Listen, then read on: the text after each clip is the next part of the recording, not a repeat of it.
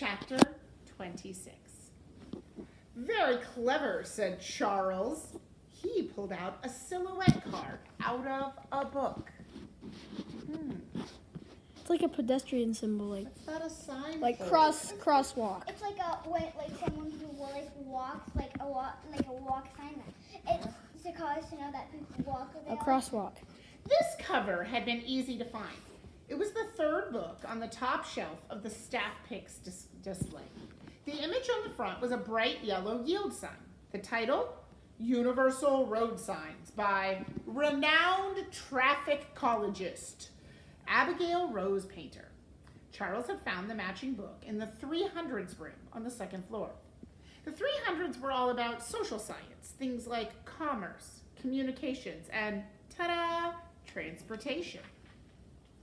The image also fit nicely with the pictogram that he found in the 700s room. It was on a book called The Umpire Strikes Back. This was a baseball book, and it was the first cover on the second shelf in the display case, and it had given Charles a card with the pose of an umpire calling an out. So there's a picture of the umpire calling an out.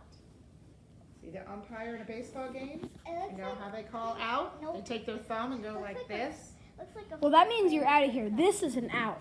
This Oh. means you're out of the game. Sorry, Out this of the is game. an No, this is an out. Like, This- yeah, like fist. Reading the images from left to right, then down, you'd read a book. Charles knew he was on the right track.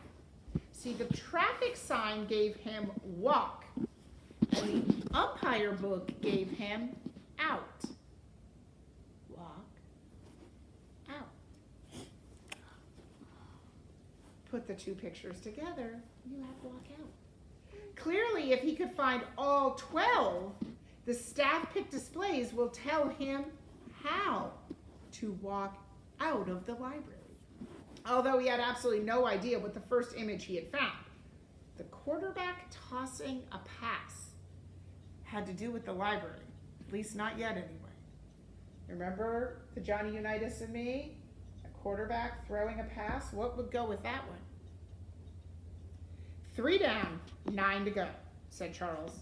So he has the quarterback, the walk sign, and the umpire throwing an out sign.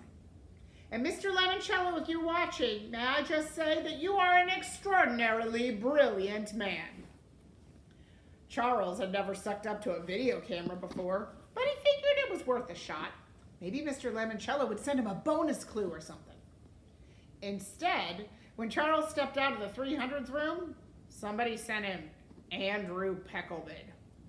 Oh, the goggle-eyed library geek was mad. He rushed down the steps and stomped around the second floor balcony. Stupid library, stupid Lemoncello, stupid Sphinx and Sekhmet. Why so glum, Andrew? Charles called out. Because this game stinks. Mr. Lemoncello just sent a bunch of holograms and hieroglyphics after me. He could have put somebody's eye out with those things. Really? With a hologram? Hey, they're made with lasers, aren't they? Indeed. Say, speaking of hieroglyphics, where might I find a book about picture language? Ha, why should I help you? Because Kyle Keeley is working with Akimi Hughes and Sierra Russell. I imagine it's only a matter of time before your friend Miguel Hernandez joins their team. Miguel isn't my friend. Besides, I'm better at navigating through a library than he ever will be. I know. That's why I want you on my team, said Charles. Really? Charles smiled. Kids like Andrew Peckelman were so easy to manipulate. Oh, yes. Work with me. I guarantee that you will be the head library aide at Alexandriaville Middle School. The 400s, blurted Peckelman. Pardon? That's where you find books about hieroglyphics and languages. If you want secret codes, those are all in the 600 rooms. 650s to be exact. Charles shot out his hand. Welcome to the team, Charles. Come on, Andrew. The new teammates teammates stepped into the 400s room. For some reason, it was pitch black and smelled like pine trees. Okay, so what do we have now? We have two teams. Andrew and Charles just teamed up. And we have Akimi, Kyle, and Sierra Russell on a team. And we still have Miguel Fernandez. He's on his own. Who else is still in the library right now? I don't know if it is anyone. Haley Daly. Yeah, I think that's it. Is that all that's still there? Yeah. So we have 7 people left. We've had 5 leave. I think that sounds right. Okay. Wait. Bienvenida, bienvenue, vitami, kawasarabisha. Welcome, boomed a voice from the ceiling speakers. This is the 400s room, home of foreign language. Here, Charles and Andrew, you can learn all about your American heritage. And a bank of spotlights thumped on.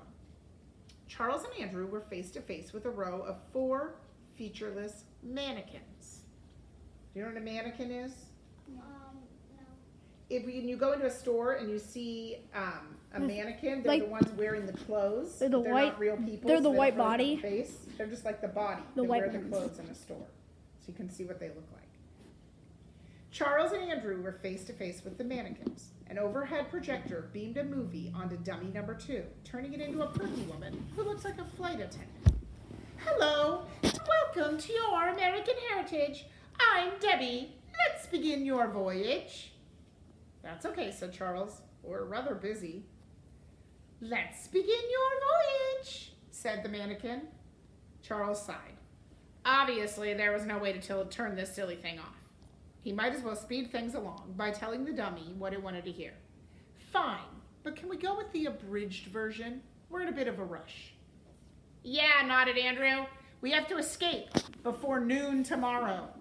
The woman, whose body remained frozen while a movie made her face and her costume come to life, reminded Charles of the statues from the Haunted Mansion at Disney World. While we research your family tree, she said, please enjoy this short information video. Is this part of the game? Andrew whispered to Charles. Possibly. Pay attention. There might be a bonus clue. Okay. Okay. What do they look like? Who can say? The screen behind the life-size dummies leapt to life with all sorts of images of people huddled together on a boat near the Statue of Liberty. For decades, narrated the ceiling voice, public libraries have served America's newest citizens, the immigrants who flock to the shores yearning for freedom to build their American dream. Charles wasn't interested in this stuff. His ancestors were Americans. The only language they spoke was English. Yes, the library is where many new immigrants arrived first, to learn the homeland's language, to keep in touch with the world they left behind, to search for the employment that will make them permanent residents of their newly adopted home. The movie dissolved into blackness. Thank you for your kind attention, chirped the cheerful Debbie. We have completed your American family tree. Let's meet your first American ancestors. 2 mannequins came to life, both of them dressed in traditional Thanksgiving pilgrim costumes. I know who they are, said Charles. That's John Chiltington and his wife Eleanor. They came to Plymouth on the Mayflower. Okay, can we move on to Andrew's family, please? Of course, said Debbie. The mannequins quickly went through Andrew Peckelman's ancestry now. Apparently his family had originally been Picklemen because they made pickles. After a prolonged parade of pickle people, the dummies took on the guise of Andrew's most famous ancestor, a guy in horn-rimmed glasses and a tweed coat named Peter Paul Peckelman. Say that 3 times fast. Peter Paul Peckelman, Peter Paul Peckelman, Peter Paul Peckelman.